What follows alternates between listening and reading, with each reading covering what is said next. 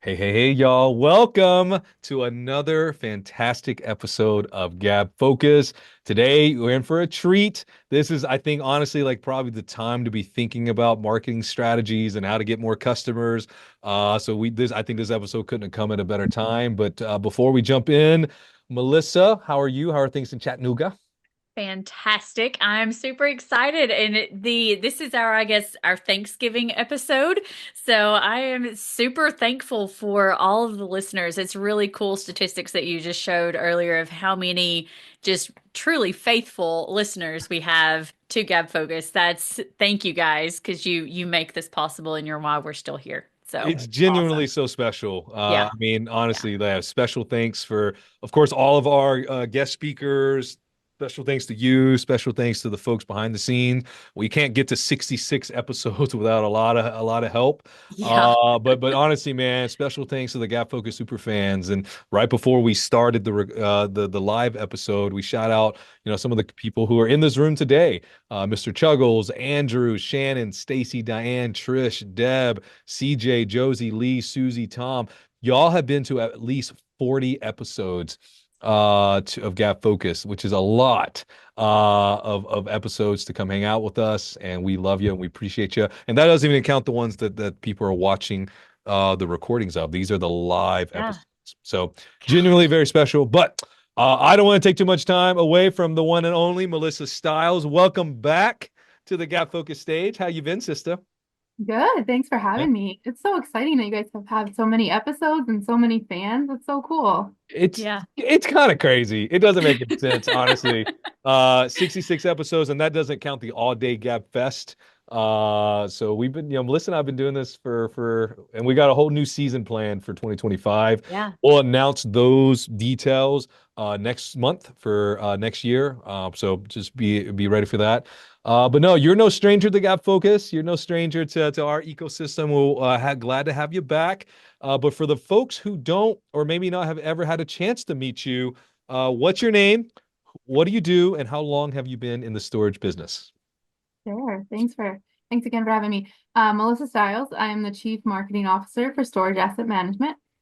We are a third-party management company, so we solely manage facilities. We have just about 637 states.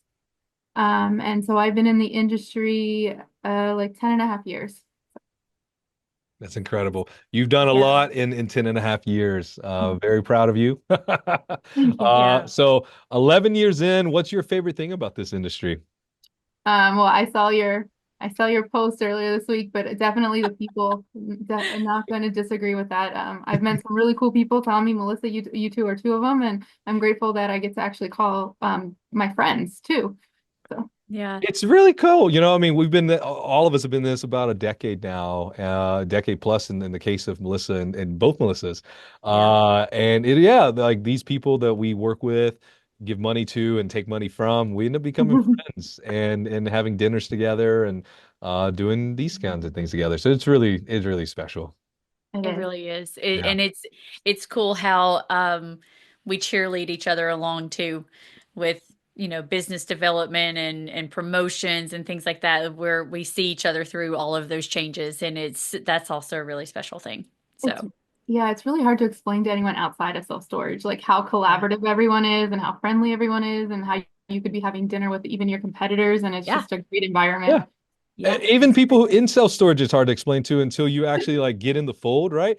True. Yeah. All the pugs that work at Storage Pug eventually they all get to go to a trade show or a conference of some sort, right? The ones who want to, anyways. Not everybody wants to, but the ones who do, they're like, yeah, I get it now. Right, Travis, who went to the Mid Atlantic show in Bethlehem last month, Yeah. he came back and he said like it's surprising like what wearing a pug shirt like he instantly had celebrity status.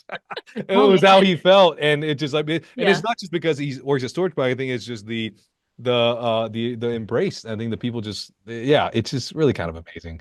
So yeah, it's real, y'all, and y'all know it because you're here. So welcome. If Right. this is your first episode of Gap Focus, I mean, I honestly, this is one of the best ones to pick. She's been in the business over 10 years. 637 facilities under management, 40 under 40. recipient honor there. So going to be a good time. Gabfocus brought to you by our teams at Storage Pug, Lighthouse Storage Solutions. Make sure you follow us on the Gabfocus fans Facebook group. But this is how the sessions are set up.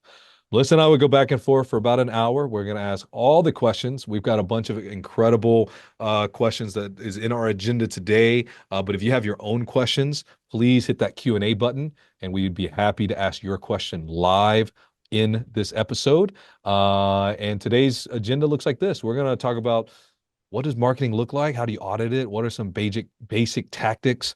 Maybe what are some experimental tactics that Melissa and Sam is trying? So without further ado, Melissa, kick us off. Let's do it. Yeah. Okay. So, Melissa, you have a really good pulse on the entire nation, I feel like, as far as marketing is concerned, with 600 stores. So, in about 30, 45 seconds, what is the state of marketing in self-storage today?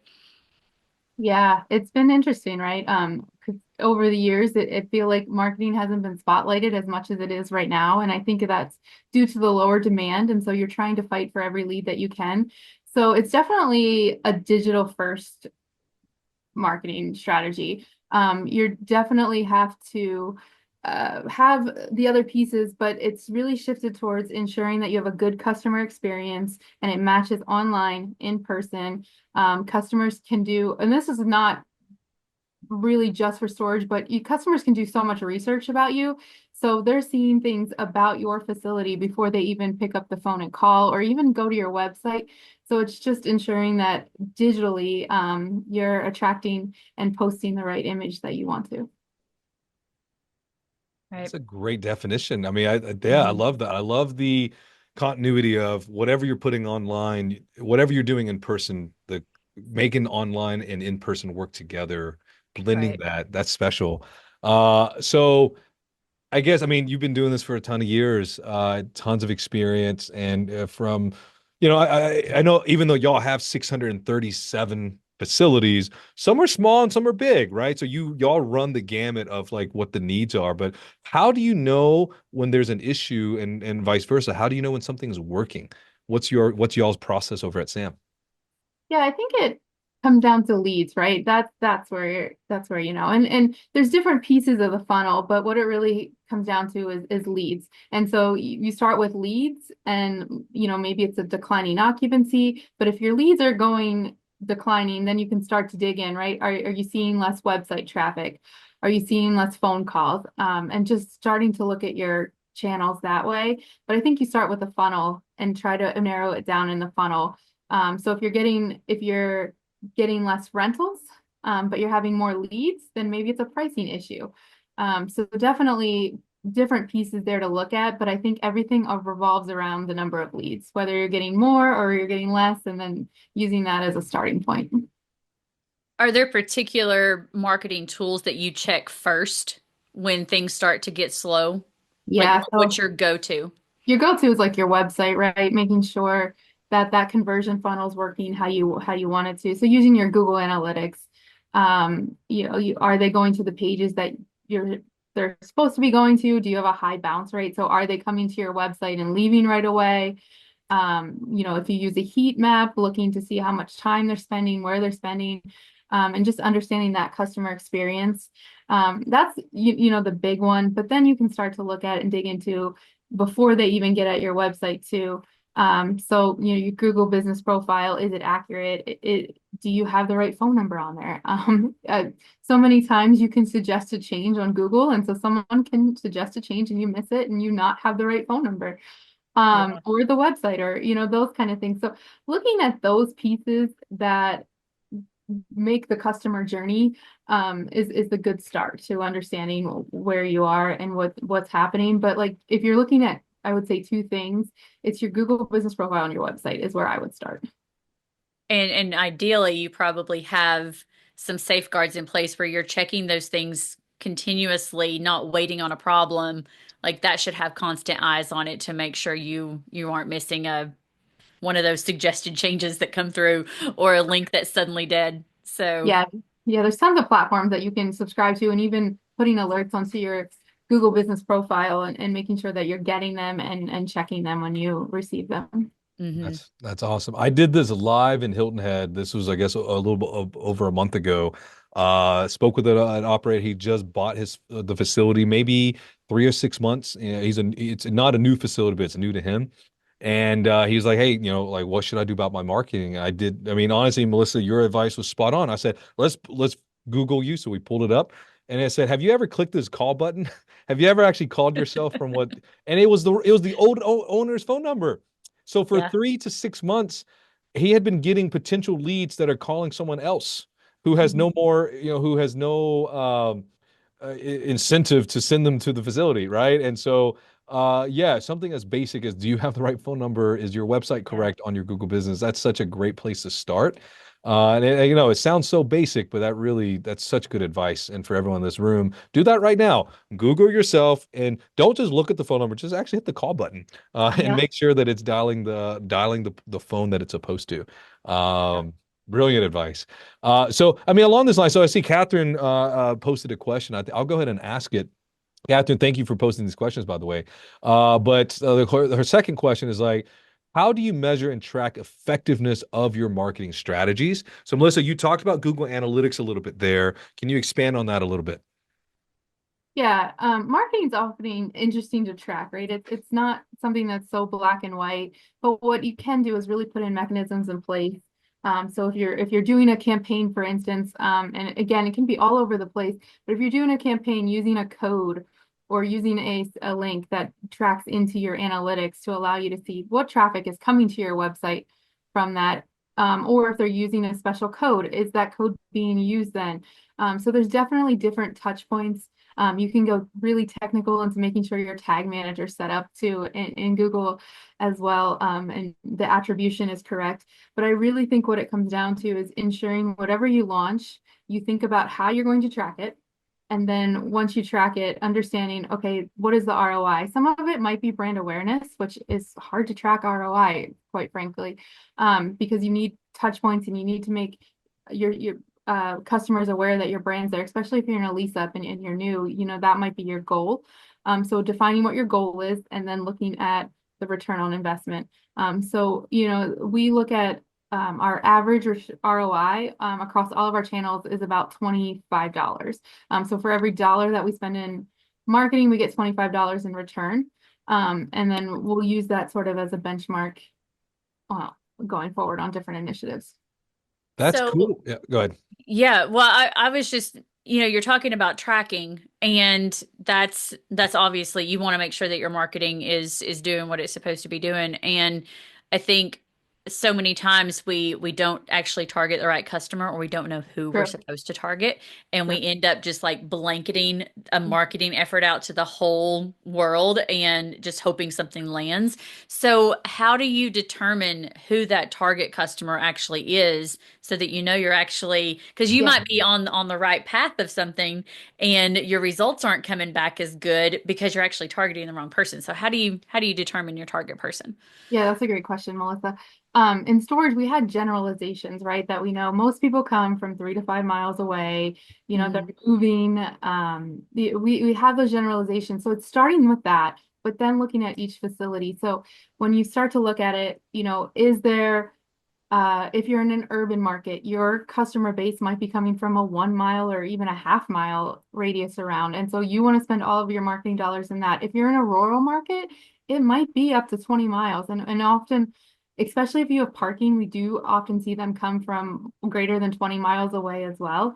So even looking at the geographic piece of that, and then just understanding, okay, so if you have a natural barrier too in there's a river and most people are the bridge might be down the way, so really looking at that and then understanding, okay, most people are not going to cross that river if the bridge is 30 miles out of their way, so targeting to like the west or the east of or north or whatever of that. So a lot of it is really the geographic region, and then understanding the demographics of where you're located at, and then you can start to tailor your marketing for that as well. So if you're in a college town, maybe your marketing is more about how easy it is to run online and they don't have to come to the facility. If you're in maybe a demographic that's more of like a retirement age. It's more about how easy it is to rent and all of the different avenues that they could rent. So you can start to tailor your strategies once you identify the demographic. The messaging is actually different. Yeah, yeah, because they care about the different ages care about different things, obviously. Yeah. No, I love that. I think I was talking to Darby yesterday, and she came up with this concept of like matchmaking, right? Mhm. So much of Google's job is to matchmake, is this Yeah. given this person, or is your business the right fit for this person, and vice versa, right? Given your business, are these people good fits? And sometimes we lean maybe too far on the generalizations, right? But and maybe there is we're missing out on a particular pocket. And I've seen the opposite, right? I've seen where people obsess too much about this one little small pocket and they're missing out on the rest. So it is just it's interesting. It's fun to watch. Um, so, along with this idea of like where to invest my energy and time, how do you go about determining how much to spend on marketing? And I want to hear this like from a dollar figure, like monetary spend. Yeah. What you how what's y'all's calculation, and then time as well, right? Because like we often forget that time is a huge resource that is very limited and very finite. But yeah, how much time should we spend on marketing, and how much money in dollars should be investing in marketing? Yeah, so I mean, I'll answer the time one first. It's hard, right? And it depends on your capacity, but marketing is so important and you have to look at it as an investment more so than just, something that you need to do or a cost center. So the investment is something that you need to do a lot of time setting up, but you can't forget about it and you need to keep tweaking. So it's really hard to put I guess, a number on that, but I just want to mention that it does require time and it's not something you can set and forget. But when you look at the monetary, it's going to depend a lot on your market and a lot of the status of the facility. So if it's in a highly competitive and you're a lease up market, you might have like 5 to 7% of your revenue is going to be marketing dollars, right? If you're in a more rural and you're in a stabilized, it might be, closer to like a 2.5 or 3% of your annual revenue. So I would say in that 3 to 7%, depending on where your facility is. It's kind of a big range, but there's a lot of factors that play into that. Either way, I think it's important that you treat it as an actual line item in your expenses. Oh, And a lot of owners, I think, take the opposite approach of like, if I have leftover money, then I'll do something with marketing, especially if it's a big project and they aren't putting enough emphasis on, I actually have to budget a marketing spend. It is necessary, even when I'm 90%, 95%, 90, like you still have to be relevant and you still have to be feeding that marketing funnel all the time. And it actually deserves a placement in your budget. I agree. Yeah, it has to be. And then honestly, then that's how it gets tracked, right? And then you can start to understand what you're spending, if it's a line item is your budget, and then your return on it as well. So definitely. So Jeffrey's added a question in here. What about a marketing budget for a new facility that is 30 days out from launch? Yeah, I mean, you're gonna have, depending on where you're opening, everything's, the demand's lower. We're in a little bit of a traditional slower season. Nothing I feel like has been traditional this year, but when we look at, but we're in the slower season, and I think it has to be pretty healthy. It has to be closer to that 7%, because you Hmm. want to lease up as fast as possible. Well, Okay. yeah. Well, so on that topic, I think we're staying kind of high level marketing here, but like, what is the new expected lease up timeline for a typical facility? And I know market matters, location matters, the type of units you have to offer, but like in general, what's the general advice on how long does it take to lease up a facility in this day and age? Yeah, you nailed it. Tell me, there's so many factors, but I would say, and like it's Sorry, like I took away the easy answer. factors. But I think 2 years is still, a pretty good timeline there as well. Yeah. I think if you plan for 3 years and then you made it faster than that, hooray. That's Yeah. awesome. But plan for three. Yeah. Yeah. No, I love that's sage advice. Stephanie Tharp recently shared that She's Mm. working with a lot of new owners, and they're like, "Oh, 6 months, 9 months." That's because that's what it was when they started construction. Right. When they Right. started building this thing in 2021, yeah, everyone was leasing up in 6 months. So they're still Hmm. thinking in that mindset, and maybe even their bank paperwork is with that mindset. So no, that's good Right. advice. I think 2 to 3 years is solid. A couple cool comments here I want to call out. Danielle, loved your approach, Melissa. She says she's a one-person show for 15 Wow. locations. That's insane. I know Danielle personally, and yeah, she is working very hard over there. But it's time consuming, and not many people understand how marketing is not going to bring in all the rentals overnight. It takes time to Right. grow awareness. And I think I read this recently. I wish I could remember who said it, because I'd love to credit them with this. But like in self storage, it's so rare to manufacture demand Oh yeah. that we actually just have to like capture it when demand is there. Hmm. Like you can't just have a wacky inflatable tube guy and people will rent a storage unit from you. Yeah. Unfortunately, we can't do that. I mean, you might be able to sell a car that way, but you can't really do that in self storage. So It, yeah. Sorry, Tommy, just to comment on that. It is like I always say, shoes. I could serve you an ad for shoes and then you might impulse buy it. But with Right. storage, like I could serve you an ad and you're like, I'm not, I unless you have the need. But what is on the other side of that, what is cool is that we know the avenues to capture the intent then, right? But Ooh, we do Hmm. know where if you are starting, storage, we know some triggers that start with self-storage and we know how to capture that intent. So it is a cool space to be in because you're not relying on the impulse buy on masses, but you do have Right. a better indication in marketing structure.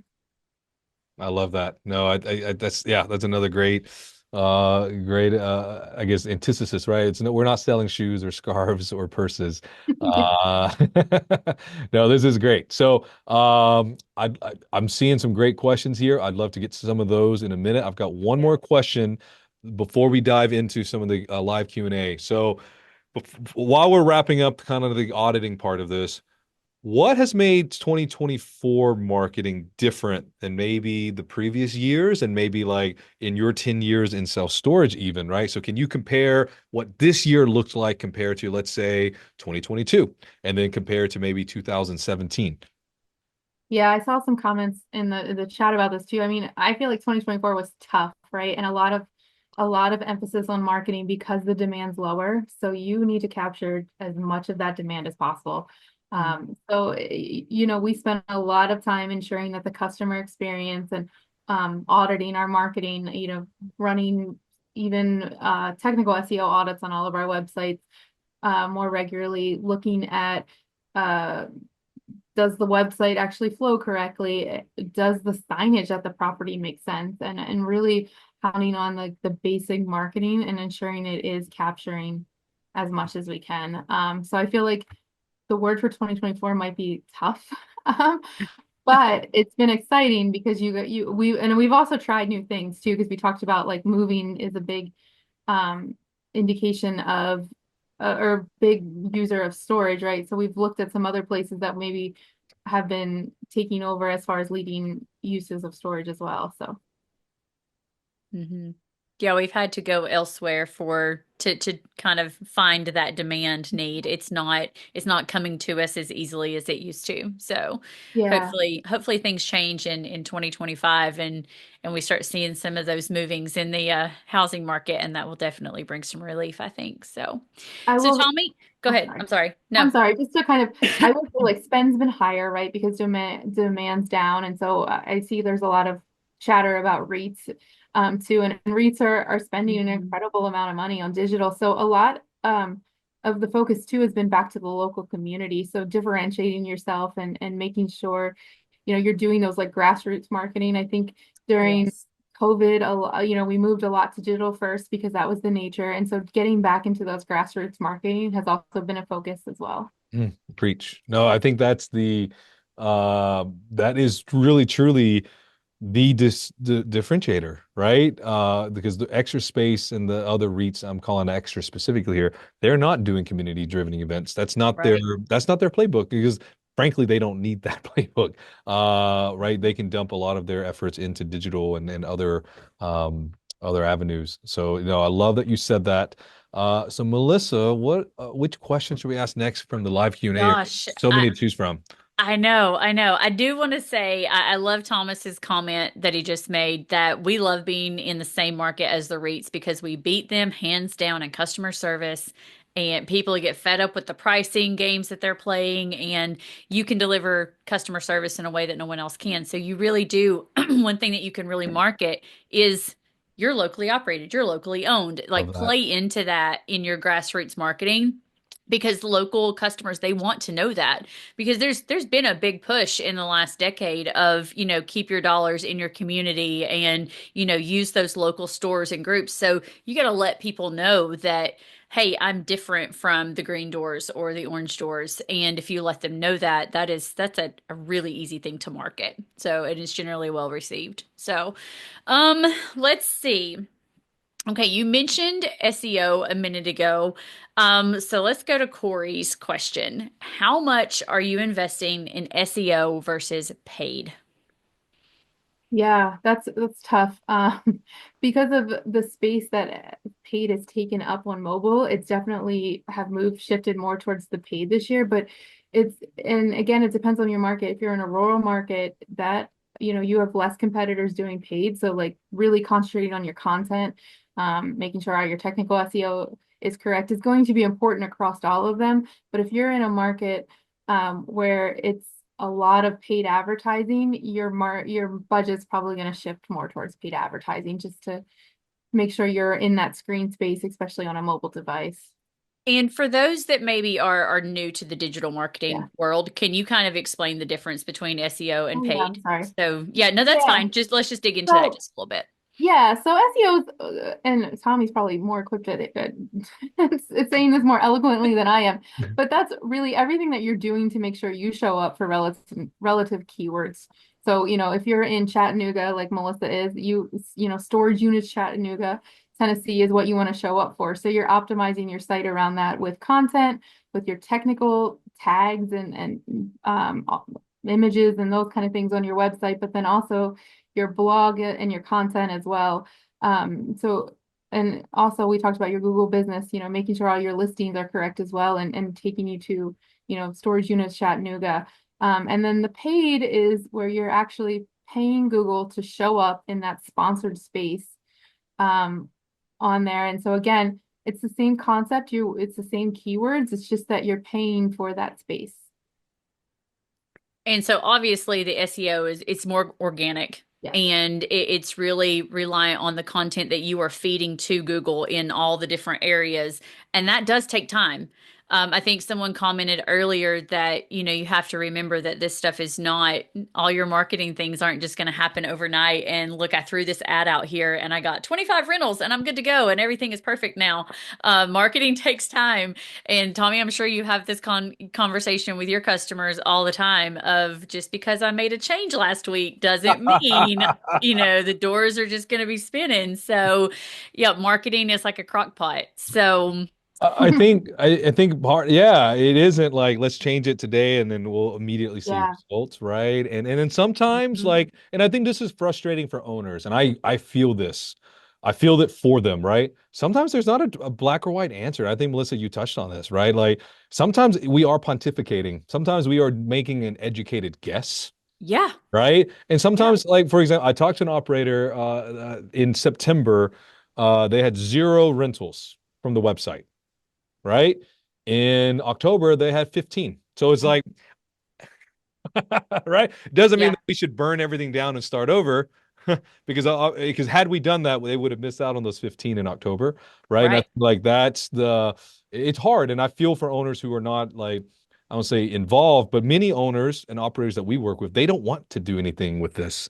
There's a reason why they hire Melissa's company to manage their property. Like they literally have 17 other things they'd rather do than dive into SEO on their website, right? So I get it, and I feel that frustration for them. But I think truthfully, sometimes it is an educated guess instead of an educated yes or no. Well, I mean, to your Mhm. point, Tommy, Google doesn't put out anything on purpose that says this is what you need to do, right? A lot of Right. it is people that are studying what is showing up well on Google, and it can vary like what across markets, across industries, across. So you're like anyone, they're making educated guesses of like this is Yeah. what Google wants to see, but Google does not ever themselves say this is what we want to see. But I think the number one thing to focus on is just relevant content and making Mhm. sure that Hmm. you are focused on storage and your website is truly a true representation of who you are as a facility. I really love that. A true representation of who you are as a facility. I love that so Yeah. much because we still often see websites with the wrong color doors because like I mean we're talking basic here, right? Because they Yep. use a stock photo and the stock Yep. photo had blue doors, but their doors are green. So like that's crazy. They have stock photos of fake managers, right? And like that Yep. feels crazy too. And or the wrong hallway that every climate control has that little hallway Yep. and they're using some Mhm. stock photos, not their hallway. So like it does when you say it, it can be that basic of like, yeah, let's make sure that we actually just look like our actual facility. Right. Um, Hmm. Anne Marie's got a really cool comment I want to call out here. Oftentimes in the same market, the same marketing tactics, you might be a net positive 23 for one facility, but a net negative 4 for another. Yep. Who's to say Yep. you're right or wrong? You know? So Uh, many Yeah. variables. yeah, and in that case, it was space type. That's what she followed up there. So this is great. Um, and then Corey said Google's John Mueller seems to be the king of giving a non-answer. He is, but I think like frankly, sometimes it is a non-answer because like it is an unknown. Because I'll say this: I have a client in Springfield, Missouri. Love her. She's awesome. We got her up to like number 3 if you Google like storage units, Springfield, Missouri. Yeah. Pretty cool. It's a big city. She owns one facility, right? And we were pretty proud of that. I think now she's on page 2 Yeah. because the REITs are there, the aggregators are there. But number 7 is a dinky little facility that the website's the worst website you've ever seen, but they're literally the number 6 result for storage unit, Springfield, Missouri. And Wow. I told this client, I love you. There's nothing I can do about this. We're doing everything that we can. Yeah. Um, Yeah. and I hate to, to tap in and we're trying different techniques now. So now we're like squeezing this lemon as much as we can, getting every little ounce of juice. But yeah, so I think like to John's defense a little bit, sometimes it is like it's an unknown. Yeah. Uh, And it's also interesting because it's like you can do all these things, but if you're Googling Springfield, Missouri from here in Pennsylvania versus you're yes. Googling it right in Springfield, Missouri, you might show up number one, but here it Yes. looks like you're 12. But people might be moving to Springfield, Missouri. So it is really so many different variables that go into it. And I love that we're recognizing this. We Well, are. and go ahead, Tommy. No, well, I want to call back to the first thing Melissa said, right? Was one of her ultimate metrics is number of leads. Mhm. If you are getting the number of leads that keeps your facility renting units, then it doesn't even matter if you're on the 5th page of Google. And I Right. think like that's important for owners Right. to hear is like obviously you're getting leads from somewhere and most likely it's Google Business Profile. Most likely it's local results, right? Mhm. So I think like when it comes to investing in SEO and paid ads, it doesn't always actually help you to be the top result or the top page. Well, it Right. doesn't hurt, don't get me wrong. Right. But it doesn't always actually, you don't need that to be part of your strategy, Right. especially if you're in a market like Springfield or Austin, Texas, or Orlando, Florida. There are some markets where there's no amount of SEO juice that you can pay anybody to get you into that top 10 slot. And it's okay. Like you can still have a very successful storage business, and that can still be true. Yeah, I was actually going to say the same thing is that make sure that you're focusing on the right metric and is being top 10 in the organic listing actually going to get you any more rentals or do you need to focus on something different for that? Because where are your leads actually coming from? Because it could just be, your map placement. There's all kinds of things that feed into it. So, but I think that sometimes owners get it in their head because, 10 years ago, we all were looking at what is our placement on that first page. Yes. And that's not like they've added new features. Google has evolved and now there's the maps and there's so many other things to look at that are actually today more important than am I in the top 10? So don't focus on that. So there's Yes. other things that are bigger to look at. So I love um that. So questions, gosh, they're just I coming know. in here. Cindy says, since we're talking about Google, what type of Google ads are the best to run? Can we talk about the ads specifically for a bit?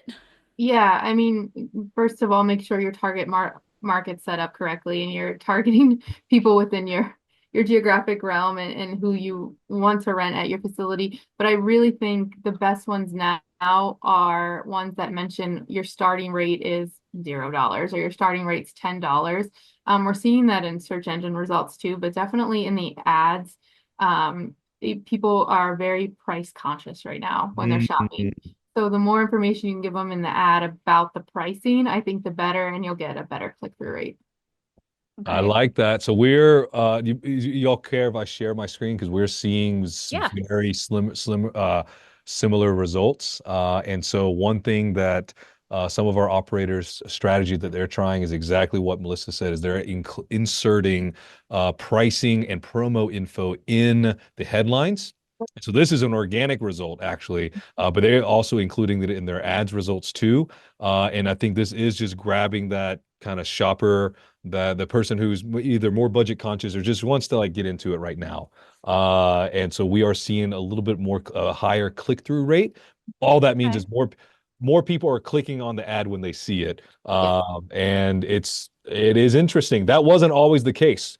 We tried similar strategies 2, 3 years ago, and it wasn't so much better. But now we're actually seeing a little bit of traction, which is very interesting. So I'm really glad you called that out. Oh, and that's a good point too, Tommy, is that things change. What worked 5 years ago doesn't hold true always today. And be willing to go back and revisit some of those old tactics and give them a try again. Yes, yes. So Cindy asks, are you doing search campaigns or performance max campaigns? What are y'all experimenting with over there at Sam, and what seems to be working for you all? Yeah, I think it depends on your budget and where you are. Yeah. We're doing both. I mean, search is definitely if you have a limited budget, or even Performance Max, it can go back and forth, right? But you just making sure that everything is correct. Performance Max obviously maximizes your results a little bit more. So, I think if you have a limited budget, concentrating on search is the way to go. I love that. That's solid advice. For the crowd, this, I think we have some advanced folks in this one. So, like, do you care? Normally, I wouldn't ask this question, Melissa, but can you kind of dive a little bit deeper into what is performance max? What does that term actually mean? And then what makes it different than search? Sure. I mean, I like to like actually have the definition, right?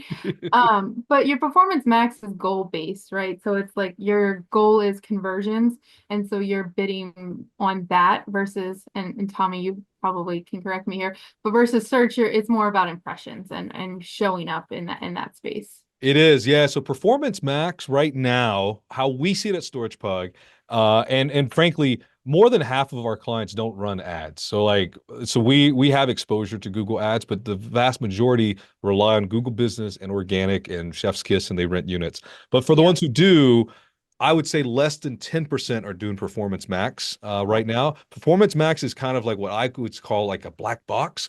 Basically, you tell Google, here are some words to use. Here's some pictures. If you have video, here's some videos. And then you kind of let Google decide how to make your business look. And they will show your ads on search, on YouTube, on Gmail. So any Google property that has a place for ads, Google will potentially advertise you. And like Melissa said, because your budget is now spread across so many channels and is not just people searching for storage, you kind of want a higher budget for it to work out over the long run. But if you're limited in budget, and limited, I think would be, I'm going to give an opinion. Melissa, I would love if you have an opinion, you're welcome to share it too. I think limited in budget is like anything less than $1,000 a month. If you're spending less than 1,000, you will get a lot more effectiveness if you spend 100% of that thousand on Google search ads and don't even think about Performance Max. And that's based on our record, what we've seen. If Sam sees something different, it'd be cool to have your data too, unless y'all are trending the same way that we're seeing it. Yeah, no, I 100% spot on, Tommy. Yeah. So yeah, great question, Cindy. I didn't want to miss the opportunity to dive into something that I would consider like a 201 topic. I think typically with the Gabfocus, we stay in the 101 course level. But that was a good question. So, well, Melissa, should we just keep going with the Q&A or Gosh, go yeah, I back to the mean, agenda? Because this is this is great. I think they're good questions. Like I like Julie's question about the geofencing. Yeah. Melissa, is that something that you guys use at Sam, and how do you use that? And is that something I'd like to kind of touch on this too for a lot of our listeners, they're smaller operators. So is that something that would work on their scale, or is this Oh, only, is this one of those out there tools? no, this is one of the things I was mentioning and alluding to, and I saw that it was a question, so I didn't want to dive into it then. But when we looked at different avenues in 2024, just because of Google got very expensive, so we started doing geofencing, and one of the reasons why is we noticed that more people were using storage for like home improvements because people Mm. weren't moving, right? And so Mhm. with home improvements, we're able to then target, around like your local hardware store or even your Lowe's and your Home Depot and geofence around them and serve those ads. And so you can use platforms. We use Ad Critter. There's tons out there. But you can use those type of platforms and they're usually a little bit less expensive than Google. But you're showing up for people that are in those areas. Okay, to actually help target the people Yes, that you've identified, this particular type of tenant needs my product. product. Yeah. Correct. Okay. Very cool. I like that. That is very cool. Let's see. I'm reading through the questions, Yeah. Tommy. I'll ask a basic one. So Michael wanted to define, hey Michael, what does the term lease up mean when we don't really lease? Yeah, so I think I use it interchangeably between lease up and rent up. I Hmm. think technically it probably is incorrect because it's not a lease, it's a rental agreement. But it's the same. It's a rent up, is how long it takes for you to get to stable. And Melissa, what does Sam consider stable? Like, what do you tell your owners and operators? Like, what is a percentage that you should feel good to get to in a 3 year period? Yeah, I think ours is like around 80%. Okay, Um, there we go. but Yep. Yeah. So Michael, hopefully that helps. All right, let's see here. Okay, so Google Ads, and this may be a really broad question that Chris asked. What do you consider to be a good click-through rate for a Google ad? And what is a good conversion rate on click-throughs? Ooh, that's a very yeah, specific question. Yeah, I think if you like just Google what's a good, it tells you like 2 to 3%, right? Mhm. In some markets we're seeing like 8%. And you can see this across industries. I think it's funny. You can go out and find this chart that charts it across industries, and dating and personals always have the highest at 9%. Which I just think is funny. So Um, great.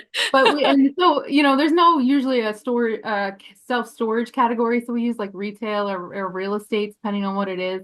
And so like that 5 to 7% is usually what we track by. We're right around 8.5% right now. And again, that's just really optimizing our ad copy and ensuring that we're targeting the right. Okay. Yeah. Chris, I'll share our data. So across like the again, most of Storage Pug Pack people don't use Google Ads. But the ones who do, let me run this report right now. So in I guess how they kind of like to look at it is across let's just look at October, for example. So October, our overall let me find the metric right here. Where is it? There we go. So our overall click-through rate, as far as and to define click-through for the folks in the room who may not be familiar with that term, is how many people click on your ad compared to how many people see it, right? So in October, across every campaign that we are privy to, is 4.16% is the data that we see, and this is across 1.6 million impressions. So that's what we see. But I think a detail I think Melissa mentioned there is like I think so it can be higher, it can be 8 or 9 or 12%. It just depends on what you're targeting, right? So for example, if you're targeting people who type in storage units near me, you will get a very low click-through rate, and that's okay. because you're competing in a very competitive keyword. Everyone wants to show up for storage units near me, right? But if you're bidding for, like, let's say, climate control storage in West Knoxville, fewer searchers, but also fewer competitors, click-through rate should go through the roof, right? And so I think in aggregate, you kind of have to look at your own data to determine what's good. But for one very loose benchmark in October of 2024, 4.16% is what we saw across all the Pug who run ads. And so that was just storage pug data. That's just Answering storage asset. Pug data. Okay. Yep, that's exactly right. Okay, I thought So, so. yep. Okay, so we've talked obviously about digital marketing, but Catherine has a great question. How do we integrate offline marketing Ooh, with the online efforts? Because we talked a little bit about how the two should mirror each other, but how do you actually integrate that? that's beautiful. Yeah. So if it's a traditional staffed facility, it's making sure the manager's involved. The specials are whatever you're offering online, the manager knows what's online, starting that basic. But like the look and feel, Tommy talked about, like the storage doors being the same color, right? When you show up to the property. Those It's basics. yeah, those basics there.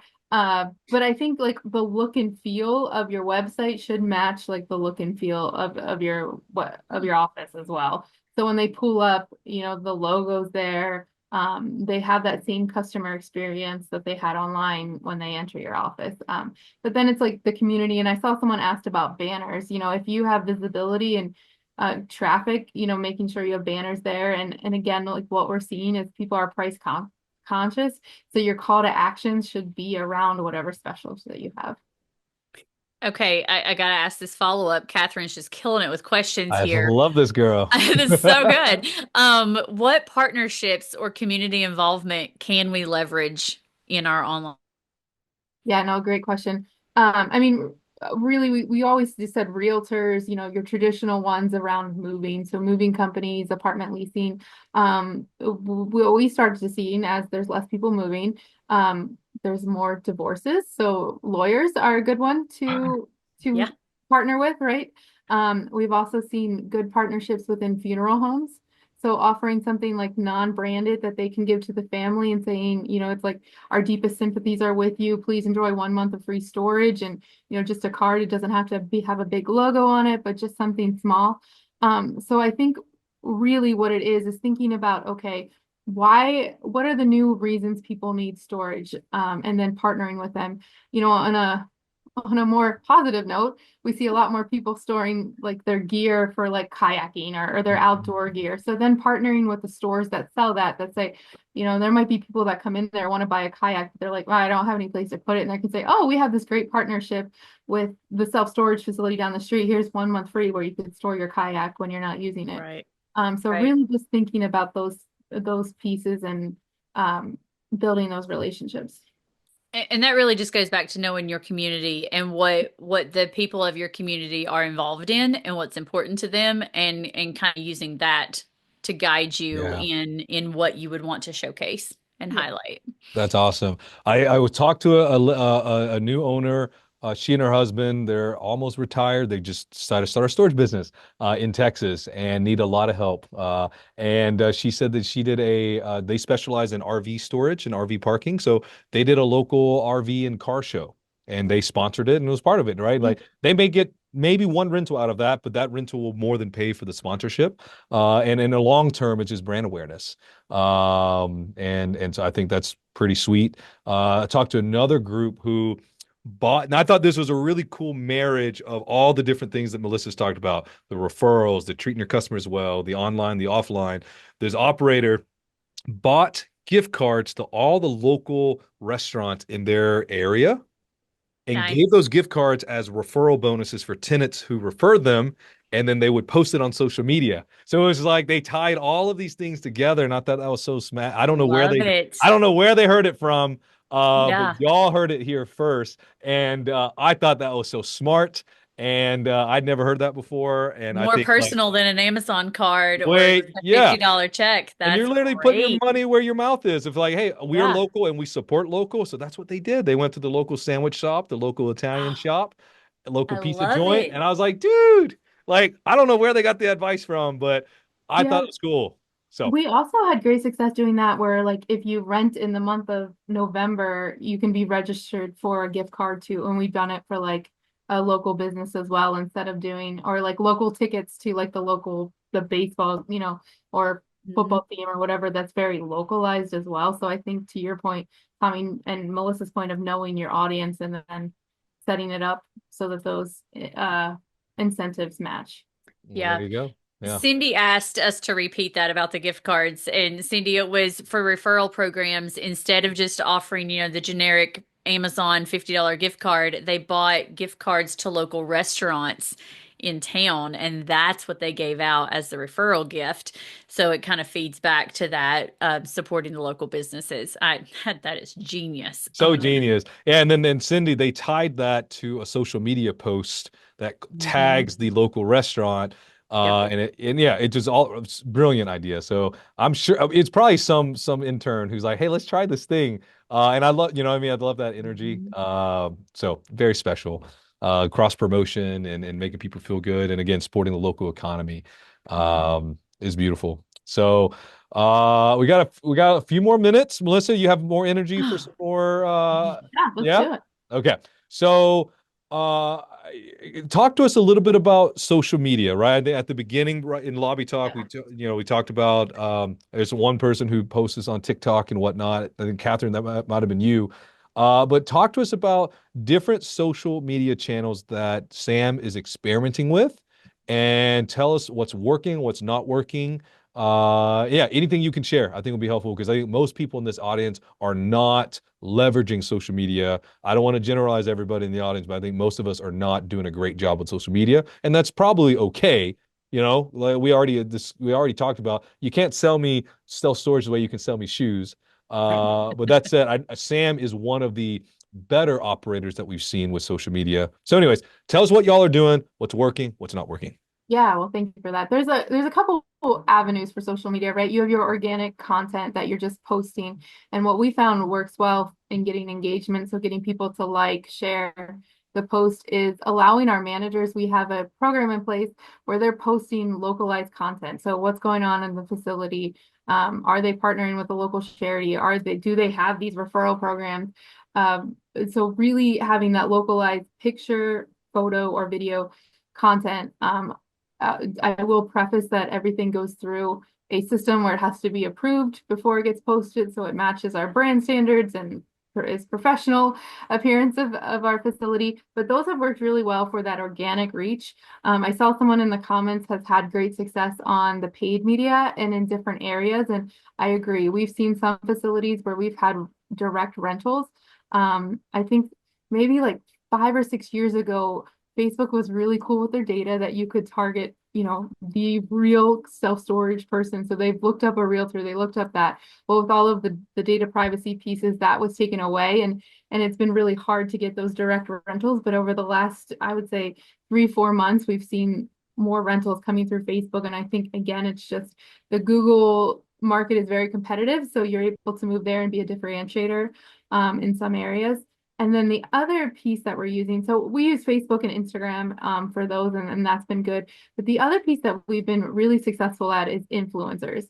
So those are people that are paid to promote your product on their social media channel. Mm. And so we've been actually lucky enough to partner with a few that were actual tenants at our facility. So we put out a call to our tenants, are you an influencer? And we had parameters around it. It wasn't that you just had, your mom and dad following you and your brother on Facebook, but you had to have a certain amount of followers on a platform and really have curated content. And so we were able to partner. If you want to go look at him, his name's James Judge. He actually is a tenant at our Phoenix, Arizona property. And he is doing a paid partnership goes throughout the year and just talks about how he uses the facility because he's a house stager and Oh, a cool. renovator. And so across that, even though he's in Arizona, we've gotten over 300 rentals from his paid partnership, and we've gotten rentals at our Minnesota facility. We've gotten rentals at our North Carolina facility. So it does have that reach, and it's a very small investment if you're looking at a percentage of what you're spending on Google Ads. But it's just something cool and a differentiator for that. Yeah. Lisa asks, how do you locate a local influencer? I'm not tech savvy, LOL.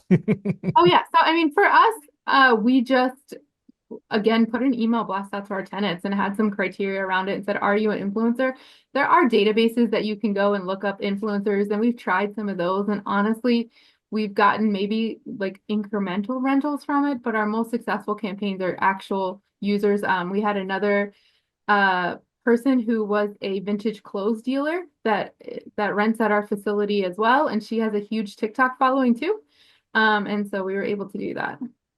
I love that so much. I love a lot of everything I heard, right? I love that y'all recognize that this isn't going to get you 100 rentals tomorrow, but the ROI just makes sense. Right. I love that you reached out to your existing tenant base, right? And the thing about influencers is like they want to be known. So Mhm. like Yeah. they'll tell Yeah. you that they have those 800 followers that they're Yeah. really proud of. Yeah. So I Yeah. Yeah. love the criteria. Is that secret sauce? Can you share what those criteria are? Is that something y'all are still kind of experimenting with? I think it depends, right? So if you're like a smaller facility, so like our the one that we've had the most successful on, we have 300 locations for that brand. And Ooh. so we could and we needed an influencer that had a bigger reach, right? But if you're a one facility, one facility and you want to use an influencer, maybe you have someone that just has 100 followers, but all of their followers are within 5 miles of your facility, right? So you can stage Yeah. it and Mm. look at influencers that way. It really depends on your branding. If you're across, the nation, then you want someone probably with, you know, I would say 25,000 followers or more. But if you're a single facility in a market, then maybe it's just that they have at least 500 followers, but their followers are all within your community. So maybe it's like a local real estate agent that's really That's, super active on their yep, social media, something like that. But you hit the key there. You have to make sure that their audience is actually your target audience too, and that they're not over here marketing to all these people and that's not your tenant base. So like make sure that you're matching those two things up and your target's actually being hit. And obviously, I guess, with 300 stores, it's easier to make that ROI make sense. right.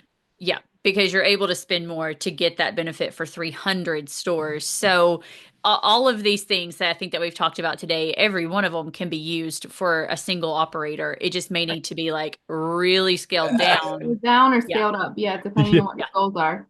Yeah. Yes, no, I love that, man. That makes me really happy. One of the questions that the audience here is like around like, what are you giving or are you paying? Are you doing a Yeah. discount? Are you Mhm. giving a percentage of sales? Like, what's the tea there? Yeah, so usually it's a flat free fee. So like for 4 videos, it's around I think his is like $2,500, and we don't raise his rent.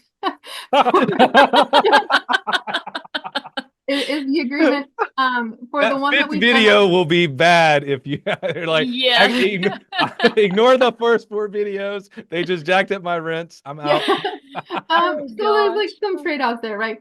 But and then like some of the smaller ones we've done like where it's only $500, right? So still that's very, very small um for the exposure that we're getting as well. And so the one thing we learned right away is giving them a code. So like whatever, like it's usually their influencer name, that we can utilize on our website and Mhm. call center and those kind of things. But definitely making sure that it's a differentiator so that if you're usually a 1 month free facility, that your discount that you're asking them is not just 1 month free. So maybe it's that it's 1 month free plus you waive the admin fee or plus a fee Ooh, block or something that Right. really differentiates it, or else you won't have a true indication of whether that's working or not. Hmm. that's really cool. I love that. Yeah. And That's that's definitely something that tracking really comes into play. Like you've got to make sure if yeah. you are going to try something that's outside of the box of normal marketing, track it and make sure it's working and actually, you might be having fun with it, but make sure it's actually working too and doing what you're hoping it's going to do. Yep. Yep. Well, it's 3:02. Wow. We still got a gazillion questions, and I know I've saw questions in the comments that scrolled way too fast, and I can't get back to them. Hmm. How about we ask maybe one more question, Yeah. and then we'll go to question of the week. Let's do it. Melissa, what's Okay. your favorite question that's left here? Um, Shannon said that went too fast, and you're Absolutely right. Like we ditched our agenda halfway through because the questions just kept rolling in, and this is just way too juicy. Ah, Danielle Okay. says there needs to be a part two. There, Maybe so, because we didn't even touch our outline. So no. I'll join you in 2025. Let's there you do it. go. Let's do There you it. go. Yep. Okay, so I like Cindy's question. It's going back to the Google business listings. What are some tips to strengthen that to get a good organic reach? Mm, Yeah, I mean, topic. this is like Tommy's thing, right? Tommy does whole seminars on this. But I mean, we talked about pictures, we talked about just ensuring that your phone number is accurate. Everything that you list in that profile is accurate.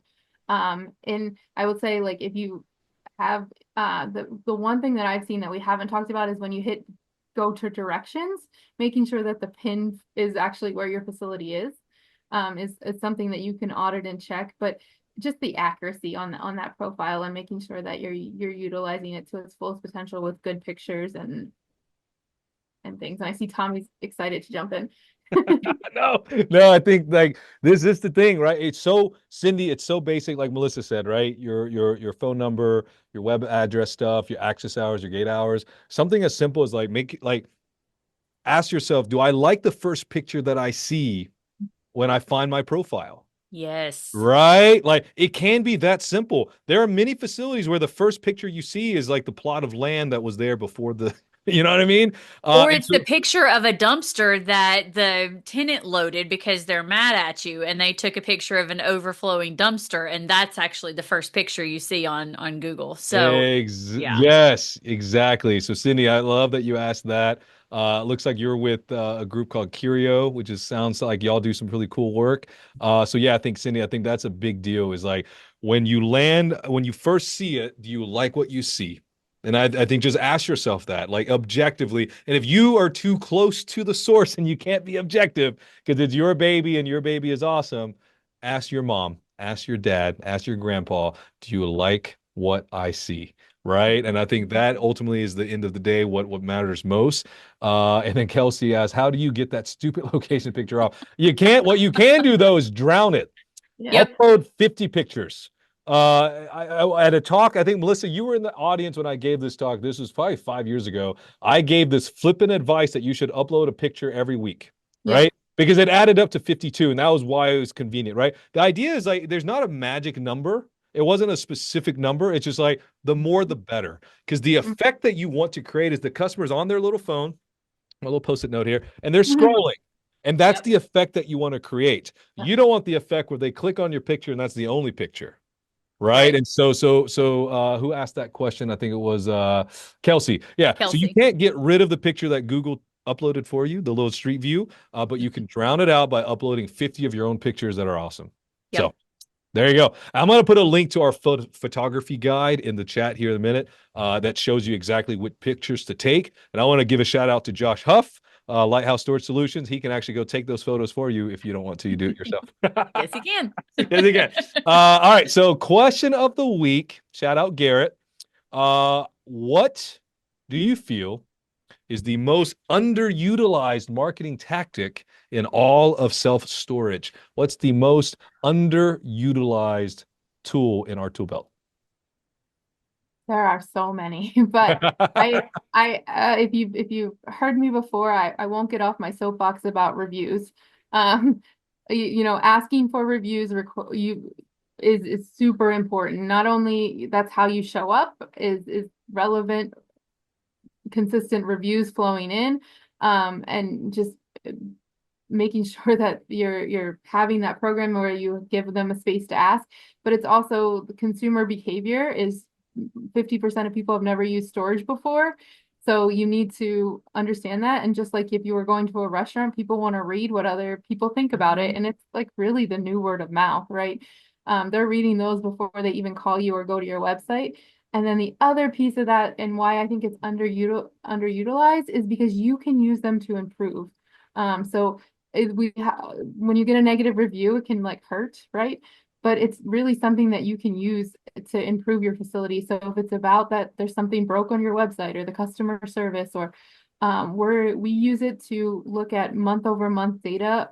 We pull out using AI different pieces. So if it's about customer experience, or if it's about rates, or if it's about pricing, we're able to see that trend and to really use that feedback and then implement it in our different operations, revenue management strategies as well. Love that. And Beautiful. I'm gonna add something to that. I think absolutely reviews are 100% where the focus should be. But if you're not offering good customer service to begin with, what are you asking them to review? It's like the restaurant that hopes for 5 stars, but their food stinks. Right. Like, make sure that you're actually offering a product that is worthy of a 5 star review. And then it makes the ask a whole lot easier, and it makes getting those 5 stars actually possible. So, Yeah. Lane and Darby do a roundtable together about how to get more reviews. And step one is to deliver service that's worthy of a 5 star review. Mhm. So Melissa, you were spot on. That's awesome. I'll throw in my underutilized, and I think it's the physical appearance of your facility.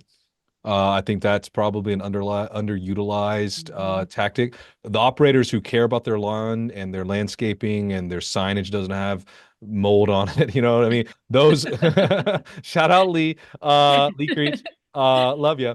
But I think the operators who care about those small details mhm. ultimately generally do better. Surprise, right? Yeah. Because I think if you sweat about the small stuff, you probably care about the big stuff too. And I heard that recently. I think David, our SEO manager, he said that to me, and I love that. I think it's so true because everything communicates. Whether you intended to communicate it or you didn't, you're communicating something to your Yep. customer base. So this was a blast, man.